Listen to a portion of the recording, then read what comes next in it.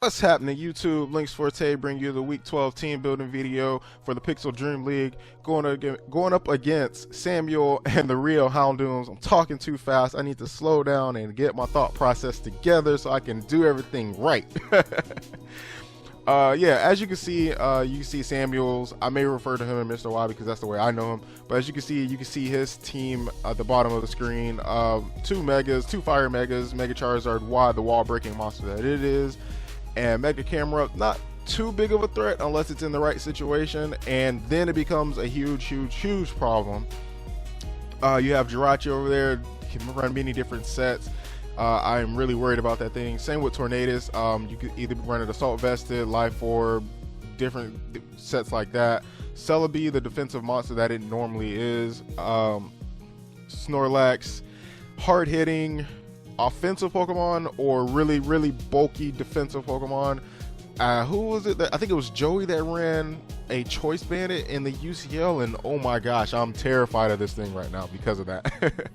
Scrafty, I absolutely love Scrafty. Dragon Dancing, Ice Punch, Drain Punch, Knockoff. I love that Pokemon.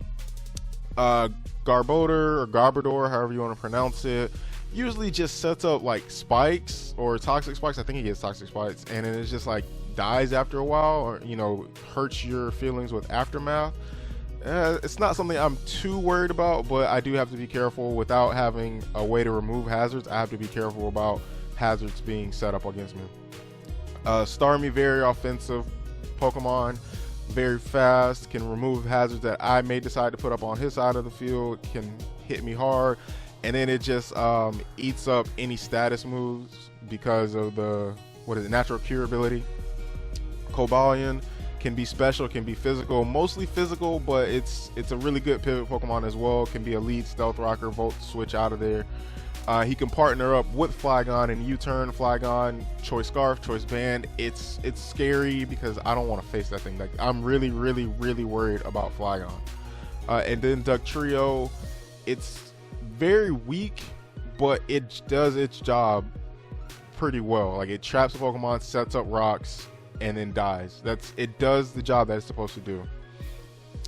With that being said, I didn't find it the easiest to plan for him. His style that I've battled him in the past, his style was mostly hyper offensive, and then looking at his team, he can go that route, and I don't think he's done it so much this season, but he can go that route, and it is kind of worrisome.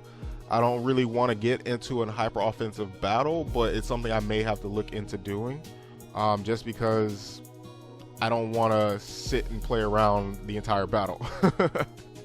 So when I was coming up with my team, I was thinking how best to counter his team without, playing into his game. And I don't really think I can battle him without playing his game. So we're bringing mostly an offensive team yet again. So the first Pokemon we're going to start off with is Mega Lopunny. Return, High Jump Kick, Fake Out, and Fire Punch. Jolly Nature this week instead of Adamant like last week. The reason I chose Fire Punch, even with his two fire Pokemon and as well as a thick fat Pokemon and a water type and a couple ground types, is because it makes it really hard for Celebi and Jirachi to just switch in. Jirachi, depending on the set, likes to run Protect just so it can stall out a little bit, and I don't want to have High Jump Kick as my only way to hit it. Like, High Jump Kick I think does about 55 to 65% to a defensive variant, depending on if it's a Spadef, it does about 55 to 65% to Jirachi. But like I said, if it has Fake Out, it's something that I have to be weary of, so I'd rather just Fire Punch it, which I think is almost a 2-hit KO. It may be a 2-hit KO depending on rolls, but it's not something I just wanted to say, hey, here's a High Jump Kick, take it. Same with, and then Cobalion, Cobalion can switch in and I don't have to worry about a miss or any other shenanigans. I'd rather just be fire punching stuff. I thought about Ice Punch, to hit Dugtrio or even Flygon, but at the end of the day, I felt Flygon is not something I want to take on. And then when I calced it, Fake Out alone almost OHKOs Dugtrio, so it's not something. And then I outspeed, so it's not, Dugtrio wasn't an issue. And then Flygon, until I know what set it is, it's not something I want Mega Lopunny to stay in on. Like, you know, if it's a first turn matchup, obviously I'm going to Mega Evolve, Fake Out, and then get out of there. But I don't want Lopunny's job to be to take on Flygon if I can help it. Next up, I'm going to be bringing Heliolisk, Timid Nature, Dry Skin, Focus Sash, Volt Switch, Thunderbolt, Hidden Power, Ice, and Surf. Obviously, with two fire type Pokemon on the field, even with one of them having the Drought ability, I felt it was necessary to have like a water stab or a water type attack on this team, just so I can hit the camera up if he decides to bring it. And then, you know, it can do damage to a few other Pokemon if they decide to switch in.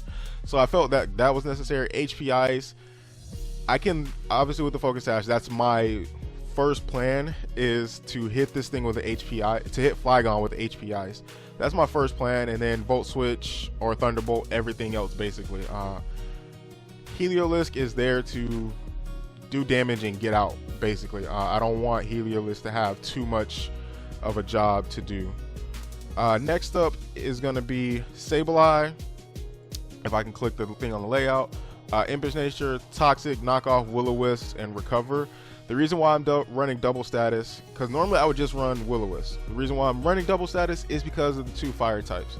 I'd rather, you know, if I'm predicting either Charizard Y or Mega Camera Up to come in, I'd rather be able to Toxic. And then even then, Toxic isn't the worst thing. Like, I can bluff not having the Will-O-Wisp, so he may feel safe bringing something else in that I can just burn. So it's not a bad thing to have two status, but I would prefer to, if anything, I would prefer to burn Flygon, just because that thing scares me so much. Same with probably Snorlax. I would prefer to burn one, if not both of those. Obviously, I can't Toxic Cobalion, so it is what it is there. Heal Bell on Celebi is something I may have to be careful of, and then Shed Skin on Scrafty. Even though Moxie is a monster, Shed Skin on Scrafty can scare me at some point, you know, if he gets up enough Dragon Dances.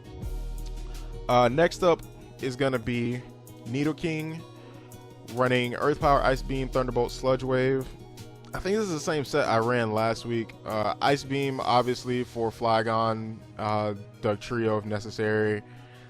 Thunderbolt hits the Charizard Y, hits the Tornadus T, hits the Starmie. Obviously, a few of those Pokemon Nidoking won't be staying in on, but if possible, I can hit them on a switch.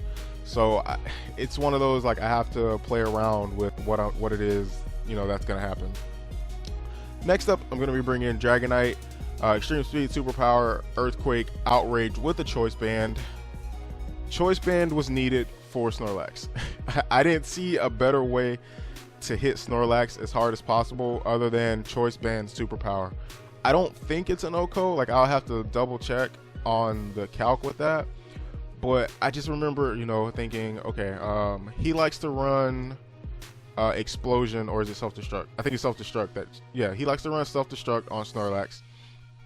And I was just thinking, okay, that's a huge issue. I need to be able to take that thing out pretty quickly. Like, I can't just have this thing self-destructing and taking something out. Like, at that point, the only switch in I would have would be Sableye. And if I predict wrong, then I'm pretty much screwed. So I actually just calced it. If it's Cursed Snorlax, then Superpower OHKOs 100% of the time, just barely though. It's a 100.3% chance that it OHKOs. So any other spreads like max HP, max defense, impish, or anything like that, I can't OHKO. So I have to be smart. Like, if best case scenario is I weaken Snorlax a lot. Last but not least, I'm bringing back Regirock. I have not used Regirock since, like, I think it was against Kyle when he got the freeze against the Garchomp, and I just was so angry and misplayed at the end of the battle. But whatever, Regirock is coming back. Ice Punch, Rock Slide, Stealth Rock, Thunder Wave, Impish 30. There's not much to really say. Is I want to get Stealth Rocks up. This way I'm breaking any potential sashes. And then I can Thunder Wave different things. Mostly Charizard Y. I would prefer to Thunder Wave Charizard Y, just because it makes things a lot easier for different Pokemon. That way Nidoking can take it on. Same with Tornadus. Well, Starmie not really because of natural career ability. But different Pokemon I wouldn't mind Thunder Waving just so I can take take them on with different Pokemon. Rock Slide is obviously there to hit Charizard Y. I can take a Solar Beam or a Focus Blast. Even if I'm not at full, I just have to be pretty high up. I think Focus Blast does like 80% to me. I don't remember the exact calc, but I have to be really careful about what I do. And let me pull up this calc real quick just to see what a Focus Blast or a Solar Beam does to me. And I'm so slow at pulling this up. All right. So with my set, Focus Blast, actually nope, I would die. So Focus Blast and Solar Beam, they both have a 6.3% chance to OHKO me at full health. Even if I'm like 1 HP, that's not a chance I'm actually willing to take. So there's my team. There's his team. Pokemon I'm expecting him to bring: Charizard Y, Jirachi, Tornadus T, Snorlax, Starmie, and Flygon. Like, I can see Dugtrio, Cobalion, and Garbodor coming though. So this is going to be an interesting battle. But I'm excited for it. I'm ready. Locked into the playoffs. Now it's all about positioning.